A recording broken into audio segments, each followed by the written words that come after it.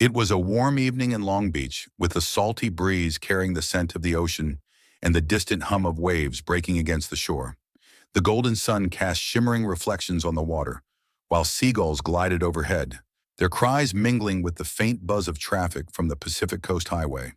Snoop Dogg, dressed in his signature laid-back style, a blue and yellow Lakers tracksuit and white kicks, stood outside his old friend Lester's house.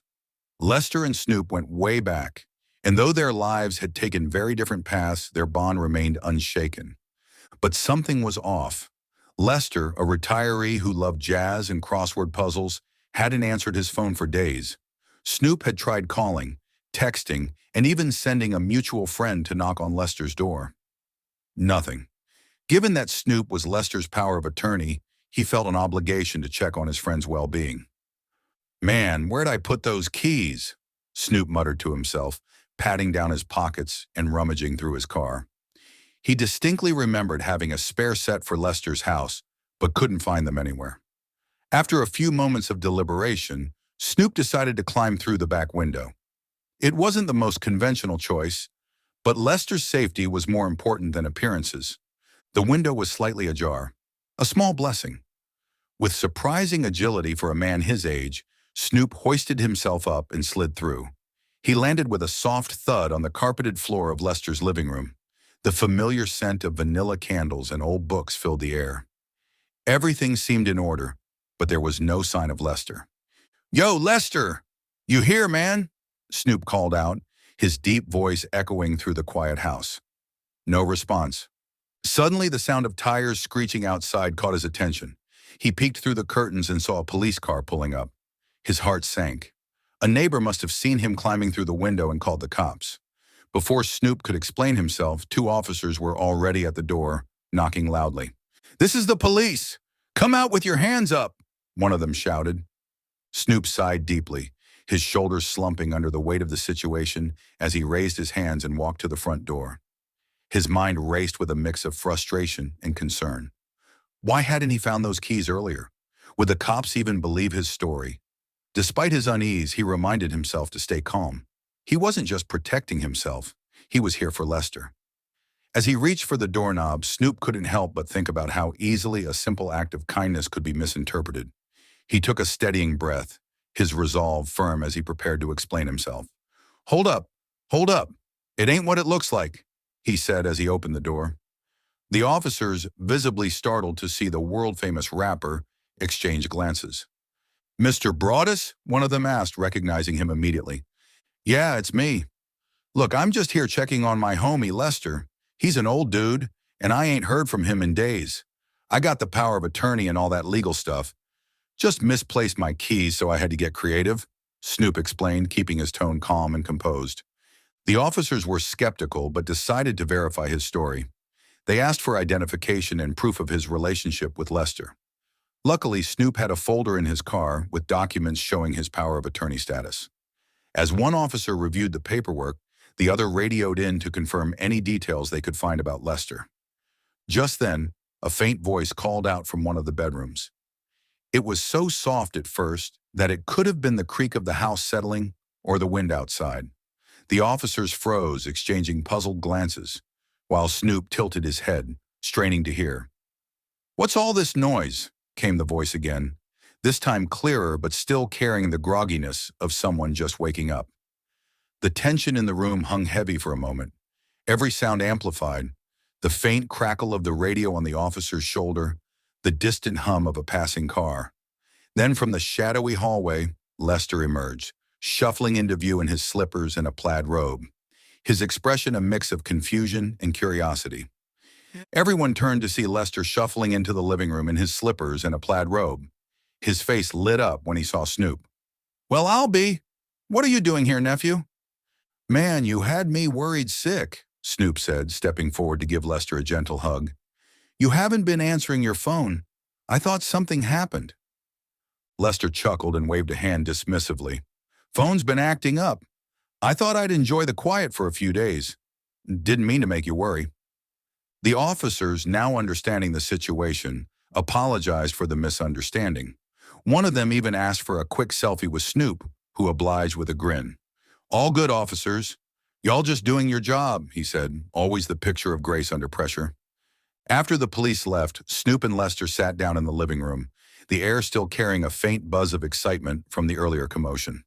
"Man, Unc, you had me out here looking like I was trying to rob the place," Snoop said with a chuckle, shaking his head as he stretched out on the couch. Lester grinned, his eyes twinkling.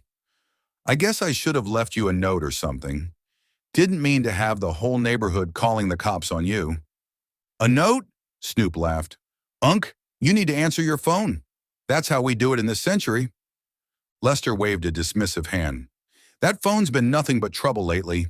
Figured I'd take a little break from it. Didn't think I'd cause all this drama." "Drama?" Snoop said, leaning forward, his voice dropping into a playful drawl. "Unc, I had cops ready to cuff me, cameras flashing, the whole 9 yards." Lester laughed, a deep, hearty sound that filled the room. "Well, I'm glad you didn't lose your cool. That's why you're the Snoop we all know and love." As the laughter subsided, their conversation turned to lighter topics. Lester told Snoop about the old records he'd been cleaning, and a particularly tricky crossword puzzle he finally cracked. Snoop, in turn, shared some behind-the-scenes stories from his studio sessions, complete with impressions of his crew that had Lester in stitches. The warmth of their exchange wrapped around them, erasing any lingering tension from the evening. "You know, nephew," Lester said, his tone turning reflective, "not everyone would have gone through all this just to check in on an old guy like me. You're something special." Snoop smiled, his voice softening. "You're family, Unc. Always got to make sure my people are good."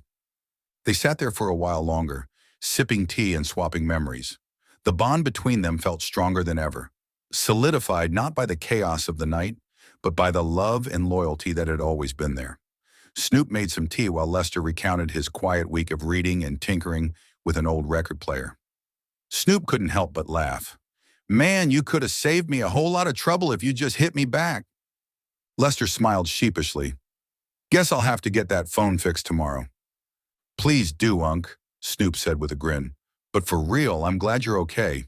You had me out here worrying like crazy." Before heading out, Snoop made sure Lester's house was in order. He checked the locks, tidied up the kitchen, and even left a bag of groceries he had picked up earlier, just in case Lester needed anything. He also programmed his number into Lester's landline for emergencies. "Now, Unc, promise me you'll answer next time I call," Snoop said with a smirk. "You got it, nephew," Lester replied, his voice filled with gratitude. As Snoop stood at the door, ready to leave, Lester patted him on the shoulder. "Thanks for looking out, nephew. You're a good man," Lester said. Snoop grinned. "You know I got you, Unc. Always." The two shared a laugh as Snoop walked out into the cool night air. He stood on the porch for a moment, looking up at the clear, star-filled sky. It reminded him of simpler times, of growing up in Long Beach, and of all the people who had shaped his life. Lester was one of those people, a cornerstone in the foundation of who he had become. As Snoop drove away, the moon hung high in the sky, casting a silver glow over Long Beach. The night had been chaotic, but it ended on a good note. As Snoop drove through the quiet streets, he reflected on the events of the evening. The misunderstanding with the police had been stressful, but it reminded him how quickly things could escalate and the importance of staying cool under pressure. More than anything, he felt grateful to have been there for Lester when he needed him, even if Lester didn't realize it. Family wasn't just about blood, it was about showing up, staying connected, and making sure the people you cared about were safe and sound. Moments like these grounded Snoop, reminding him that his success and fame meant nothing without the love and trust of those who truly mattered.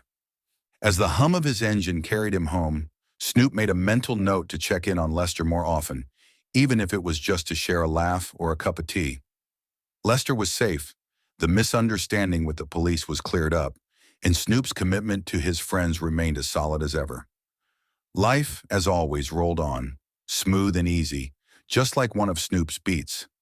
As he cruised down the quiet streets, Snoop felt a deep sense of peace.